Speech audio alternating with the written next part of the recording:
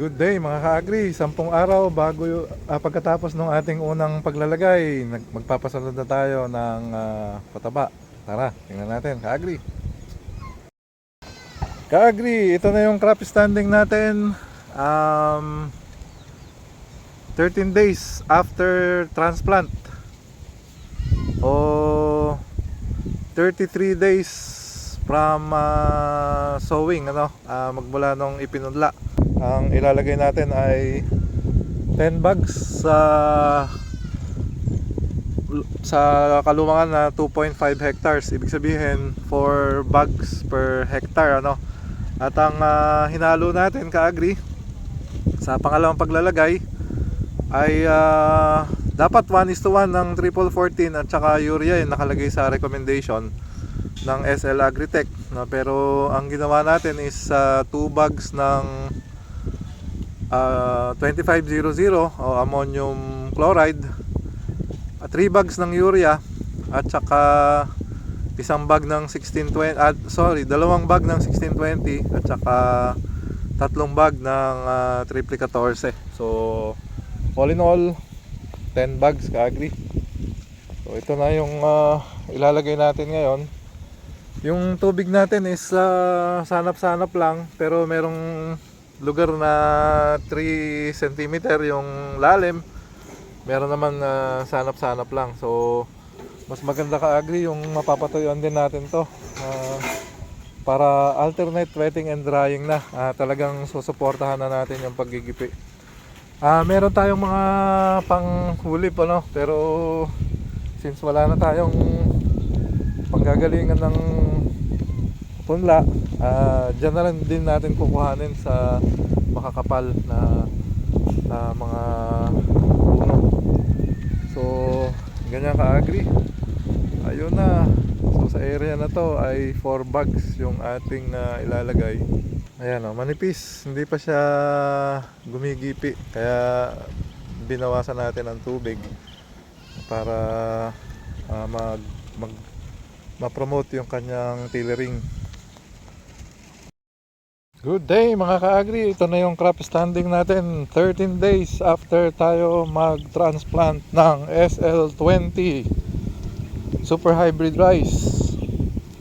Ayan ka-agri, bali kaninang umaga nalagyan na rin natin ito ng second application ng fertilizer. Bali ang nailalagay na natin dito ay 6 bags per hectare. Nung una, 2, at nung pangalawa is 4 bags per hectare. So ito yung ating katabi, jackpot, nauna sa atin. So ito na yung ating SL20.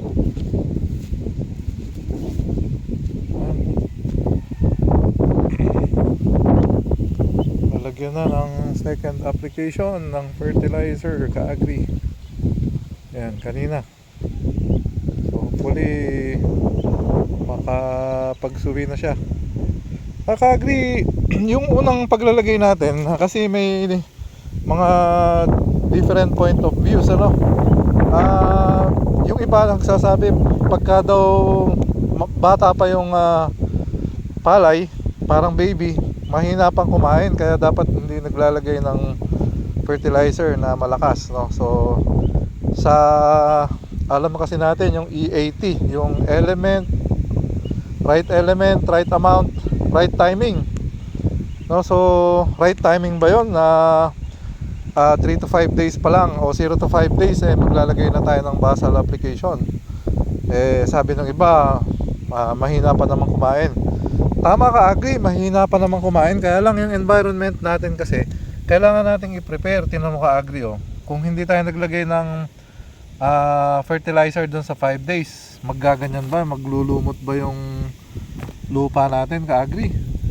Mahihirapan, So kailangan natin ka-agri na i-condition yung environment ng palay natin. So tama naman na hindi pa siya kakain ng marami, Pero yung environment niya ay nagagamit na yung fertilizer ka-agri. So para yung environment sa tamang timing, kagaya nito, nagsusuwi na siya ka-agri, oh. Tama yung environment niya para sa pagsusuwi, no? So kagaya ngayon, naglagay na tayo ng malakas na fertilizer, 4 bags per hectare. Yung iba 5 bags per hectare yung pangalawang lagay nila, no? So sa atin, no, 4 bags per hectare lang ka-agri. At makikita naman natin to, malalapad yung dahon niya, tapos magsusuwi na siya. So kailangan natin mapabuka yan, eh, oh. Dumami yung kanyang suwi, kasi doon sa suwi nanggagaling yung bunga. So sa ganito kalalaking pagitan, ang tawag sa amin dito puwit balde, no? Hindi lang to 20 by 20. Napakalaki ka-agri, oh. Sabihin oh, mahigit isang dangkal, no? Kwadrado, ito, sobra pa, no? Lalong lalo na yung mga nagkakarera habang nagtatanim. So kailangan mapagsuwi natin siya para magkaroon tayo ng magandang ani ka-agri. So yung iba naman naglalagay kaagad ng insecticide, no? Tayo hindi tayo naglalagay. Tinututok muna natin ka-agri sa pagpapabulas ng ating palay. So sa first 30 days niya hindi tayo naglalagay ka-agri ng mga insecticides, no? Sa ganito hindi rin tayo maglalagay ng herbicide ka-agri, oh. Malinis yung ating lupa, hindi naman tumuloy yung mga damo, na maganda naman siya, oh. So yung ka-agri, selective lang to. Kung sakali mo mag-apply tayo ng herbicide, kung saan lang meron, doon lang tayo mag-apply. Laki ng pagitan ka-agri, oh. Ayan. Ito, pinatubigan to kanina. So, very good, oh. May tubig. Mataas kasi itong lugar na to, so mabilis bumaba yung tubig. Ayan yung ating katabi ka-agri. Dapat kasabay natin yan kung di tayo nagmelon. Ayan. Ang ganda ka-agri, oh. Yung Lab 777. Oh, jackpot pala yun. Jackpot, no? Doon naman sa kabila na yon, yun yung naka-alsaron, yun yung Lab 777, no? Ito naman yung sa atin, SL20 Super Hybrid Rice ka-agri, no? So yan. At day 13 ang susunod natin na paglalagay ka-agri, sa day 30 na after transplant. So bibilang tayo ng 17 days after, saka pa lang tayo sasabog uli ng fertilizer. At usually pagka ganon, yung pampaberde ang nilalagay natin. So kasi sa 17 days na ito, kakain siya at maaari manilaw dahil sa lakas ng hangin, ano. So yung susunod natin na application is paghahaluin natin yung 2500 at saka 4600. So depende sa sitwasyon ka-agri. Yun. Yan na ka-agri, oh. Yan ang ating crop standing 13 days after transplant. 2 beses na naglagay ng fertilizer. Super rice, super hybrid rice, SL20. Ayan na ka-agri. See you next time. Bye bye. Ito na yung crop standing natin 1 week after tayo maglagay ng second application ng fertilizer dito sa SL20. Yan na, bumubuka na ka-agri. May tatlo na siya, oh. Tatlong gipi na. Meron tayong hinire na natural insect killer. Ayo, nakikita ba? Yun sila, oh. Whoop, whoop. Ayun, nangahabol ng mga insekto yan. Ayan sila ka-agri, hinire natin. Mahal ang insecticide, kaya ganyan na lang. Ayun, oh. Effective naman sila, oh. Inuubos yung uod. Dati lalaki na uod dito ka-agri. May nakuha tayo kahapon na mga itlog. At ipapahatch natin yon kung kailan mahatch, saka tayo mag-spray Baka stem borer yan ka-agri. Ang lalaki ng uod ka-agri. Yeah. Kaya lang, di pa talaga tayo nag-i-spray pag wala pang 30 days. Mabubuhay naman yan eh. Tutubo din dahon yan. Ayan. Ayan na ka-agri. SL20. 18 days after transplant. Yan na ang itsura niya. Ayan ka-agri. Yung SL20 super hybrid rice natin. 18 days after transplant o 1 week after natin maglagay ng fertilizer. Ayan na, bumubo ka na. Yun, sumobra ng kapal yun.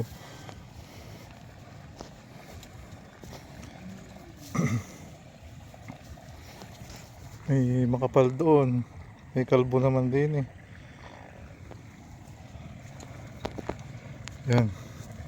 Meron din tayo hinire dito ka-agri na mga insect killer. Pakita ko ka-agri, kaya wala pa tayong ina-apply na fertilizer din eh.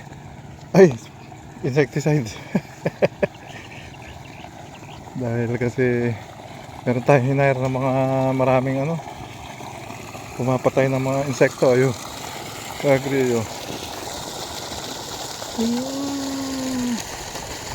Mga tagak, ayun, madami sila Ayun.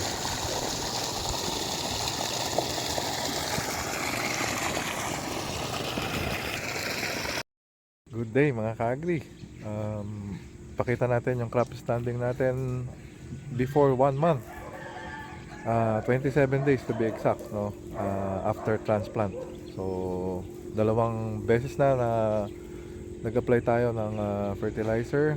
All in all, 6 bags per hectare na yung nailagay natin. So, magdadagdag ulit tayo ng mga 2 bags per hectare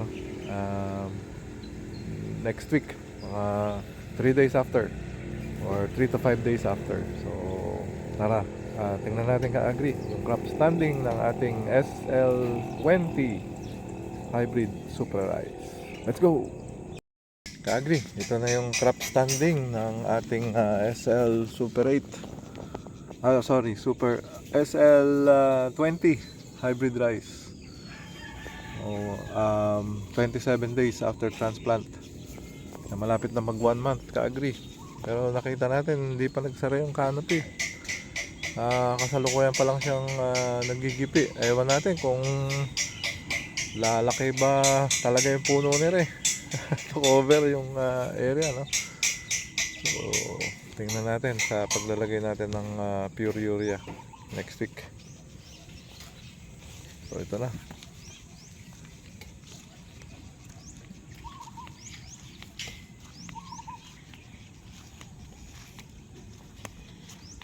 Malaki yung inilagay nung second application natin ka-agri. Malaki yung ibinigay niya.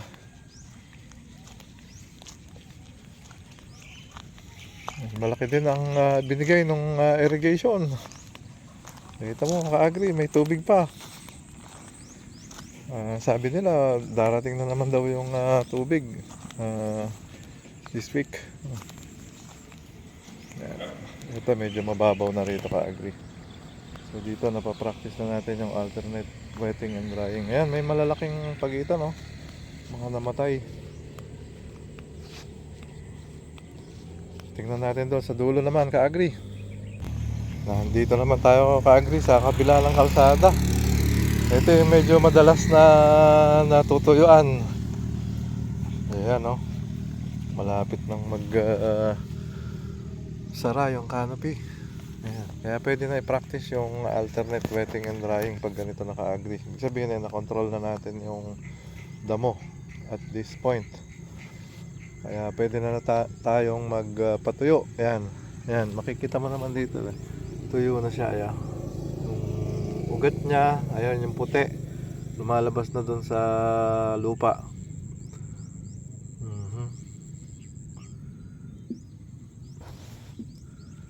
Ayan, naka-agri. So ayun, may mga kaibigan tayong insekto. Ayan, oh.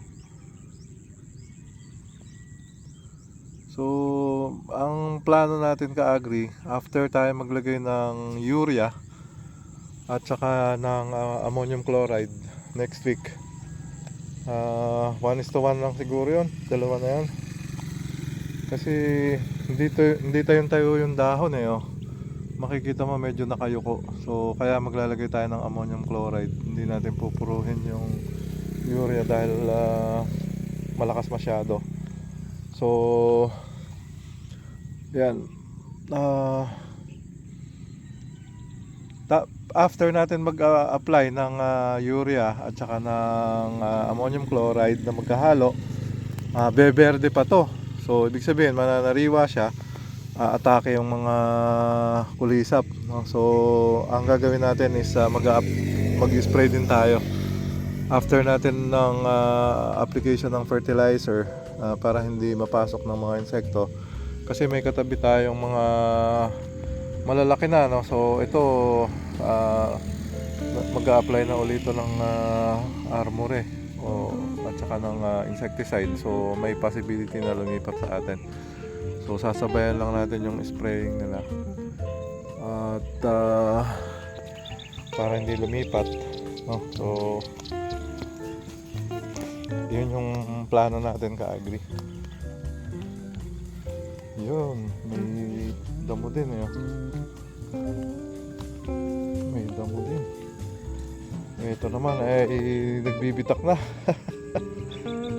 Humihingi na ng tubig ito. So pinatitigas lang natin ng kaunti kasi mahirap mag-spray ka-agri pagka sobrang lambot. Kasi nga ito nga yung pinagmilunan natin. So ayan, oh, kapal ka-agri, oh. Kapal ng puno, oh. Kung ganito lahat, ibig sabihin successful tayo. Ito yung ideal natin na ano, yung target natin. Yan, ganyan dapat kakapal ang puno. So pag mapalaki na lang natin yan, mapaayos natin, mapamunga natin, okay na tayo ka-agri. So yan yung ating crop standing 27 days after transplant, SL20 Super Hybrid Rice. Yan, ganyan na lahat ka-agri. Okay, ito na yung mga pinagmilunan. Yung kalsada, andun yung kabila, no? So ganda ka-agri.